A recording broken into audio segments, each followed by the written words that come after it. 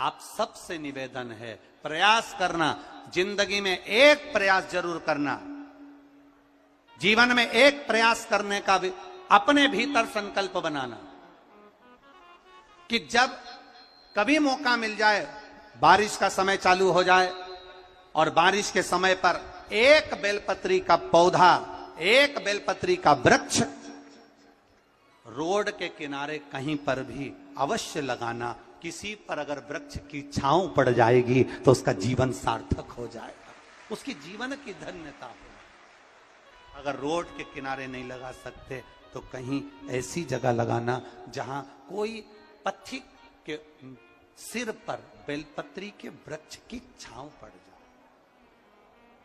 कितना कितना कहा गया है शिव महापुराण के अंतर्गत, कितना वर्णन करा गया।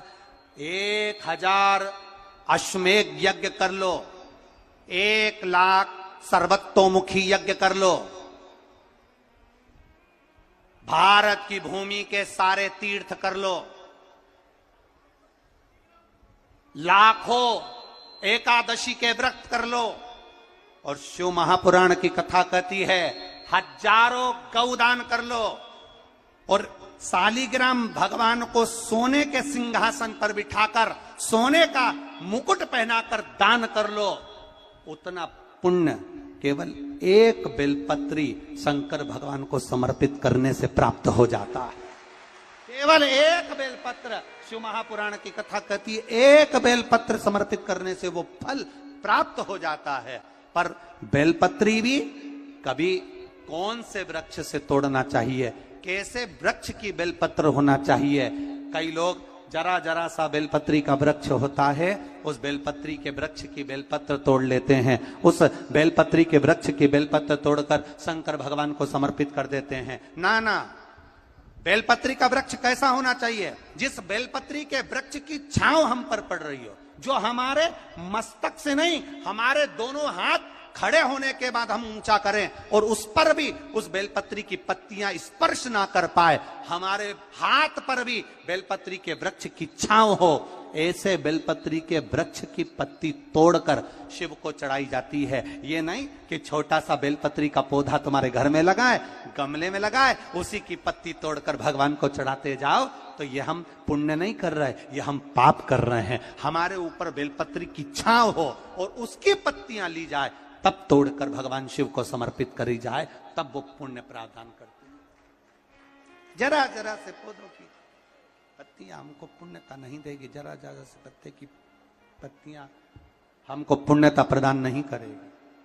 पुण्यता तब देगी जब वो वृक्ष बड़ा हो जाएगा, जब वो वृक्ष बड़ा हो जाएगा, उस वृक्ष की मूलता बढ़ जाएगी।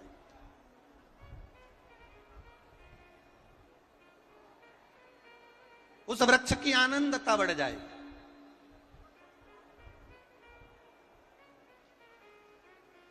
आप करो भजन।